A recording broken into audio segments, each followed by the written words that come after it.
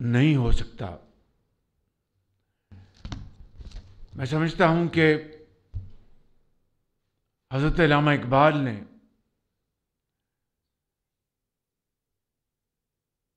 فارسی میں، اردو میں جو شاعری کی، اس کی موترف نہ صرف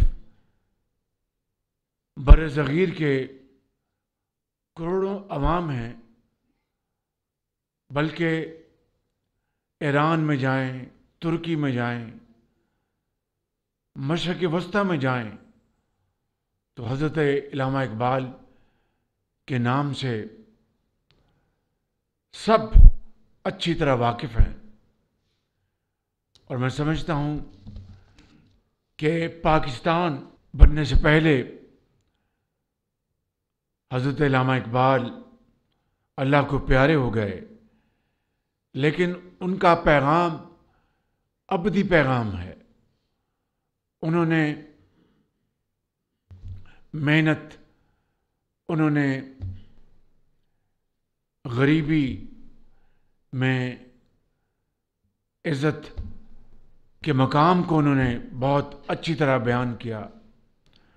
انہوں نے خودداری کے لیے بے پناہ، انہوں نے شاعری کے حوالے سے ہمیں ایک بہت طاقتور پیغام دیا۔ نوجوانوں کے لیے یہ وہ پیغام ہے خودی کا جو حضرت علامہ اقبال نے مسلمانوں کے لیے وقف کیا۔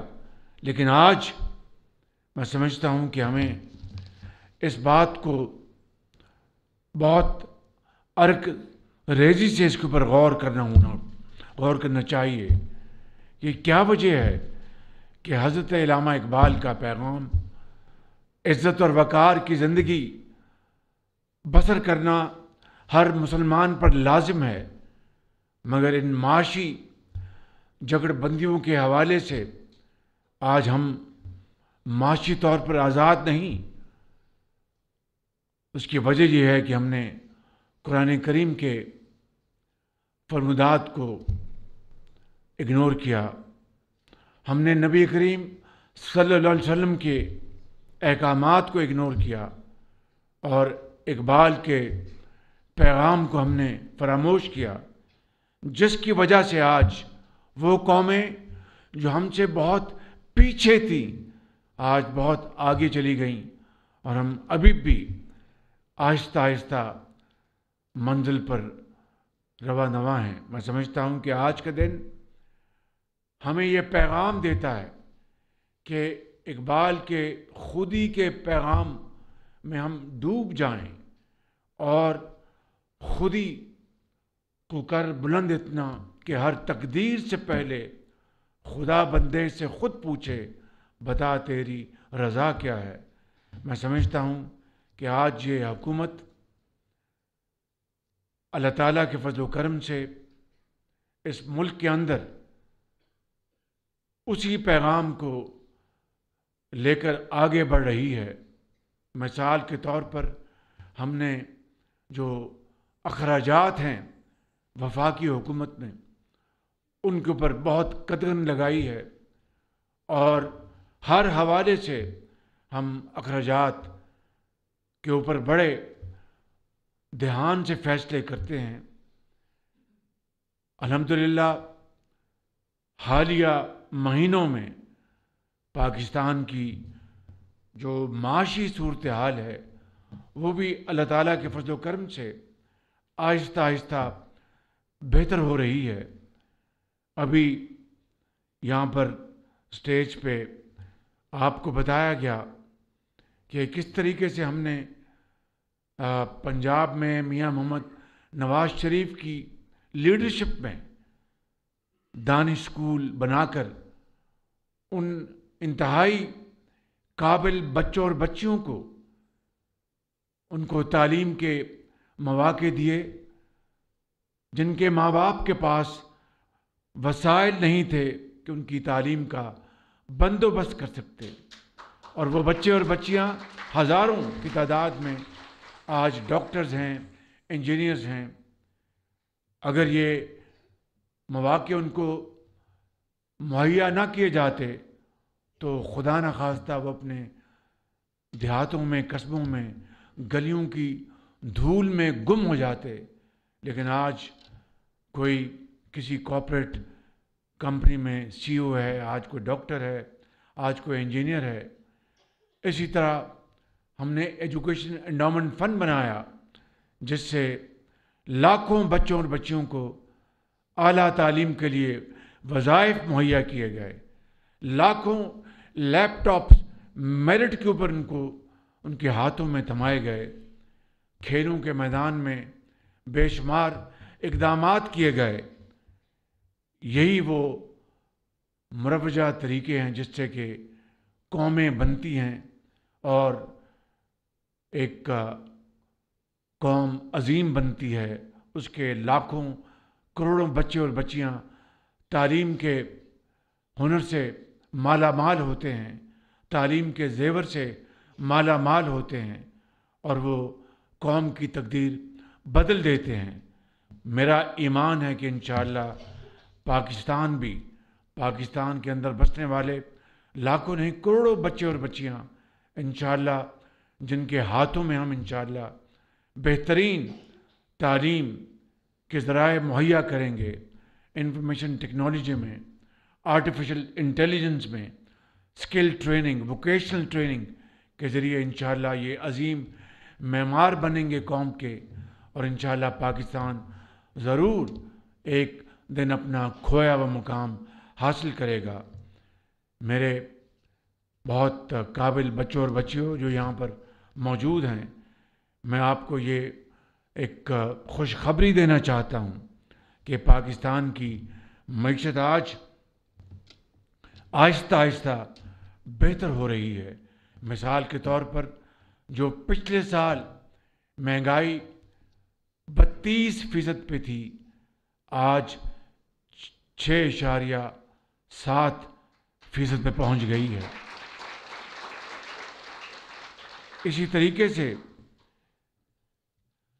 جو بینکوں کے قرضہ جات، ان کے اوپر جو فائنینشیل کاسٹ کہہ لیے یا پالیسی ریٹ کہہ لیں، وہ ایک سال پہلے 22-23% تھا، آج وہ کم ہو کر 15% پہ آ گیا ہے، جس سے کہ سرمایہ کاری بڑھے گی اور انشاءاللہ زراعت میں ترقی ہوگی، ایکسپورٹس بڑھیں گی اور پاکستان کے اندر لاکھوں لوگوں کو جابز ملیں گے، کاروبار بڑھے گا. تو میں سمجھتا ہوں کہ یہ سب نہ نوری ہے نہ ناری ہے، یہ اللہ تعالیٰ نے ہمیں اس کا اختیار دیا ہے کہ ہم کس طرح اپنی قوم کی تقدیر بدلتے ہیں. اس لیے اقبال نے کہا، افراد کے ہاتھوں میں ہے اقوام کی تقدیر، افراد کے ہاتھوں میں ہے اقوام کی تقدیر، ہر فرد ہے ملت کے مقدر کا ستارہ. تو آپ میں سے ہر ایک انشاءاللہ اللہ تعالیٰ نے آپ کو یہ قابلیت دی ہے، یہ طاقت دی ہے کہ آپ قوم کی تقدیر بدل سکیں. تو میں سمجھتا ہوں کہ آج ہمیں اقبال کے پیغام کو آگے لے کے بڑھنا ہے اور انشاءاللہ پاکستان میں ہر طرف شاہین ہوں گے اپنی محنت، امانت اور قابلیت کی بدولت. اور انشاءاللہ پاکستان بہت جلد، میں ابھی سعودی عرب گیا، قطر گیا، اور ان کو میں نے بڑے ادب سے کہا کہ آپ ہمارے بھائی ہیں، آپ نے ہمیشہ پاکستان کی بھرپور مدد کی ہے، لیکن میں آپ کے پاس کشکول لے کر اب نہیں آؤں گا.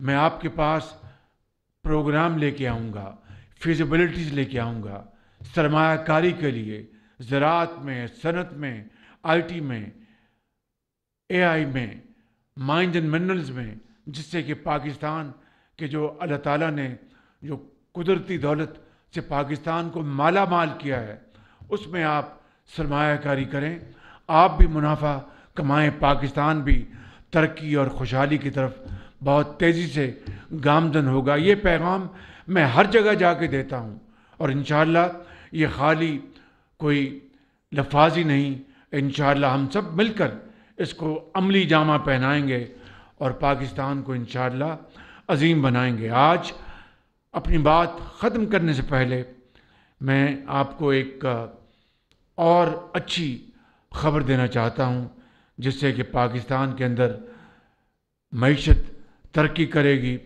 اور زراعت اور صنعت اور حرفت تیزی سے آگے بڑھیں گے۔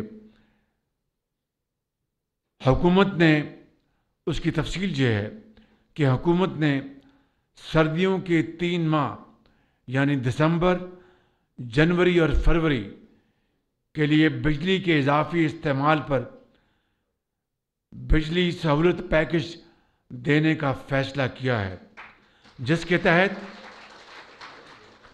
بجلی کی قیمتوں میں خاطر خواہ کمی کی جا رہی ہے۔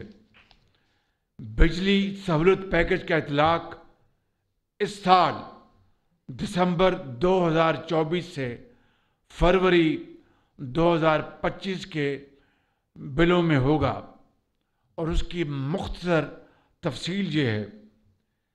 اس پیکج کے تحت گھریلو صارفین کے لیے اضافی بجلی کے استعمال پر فلیٹ ریٹ 26 روپے 7 پیسے فی یونٹ ہوگا، یعنی گھریلو صارفین کو 11 روپے 42 پیسے سے 26 روپے فی یونٹ کی بچت ہوگی۔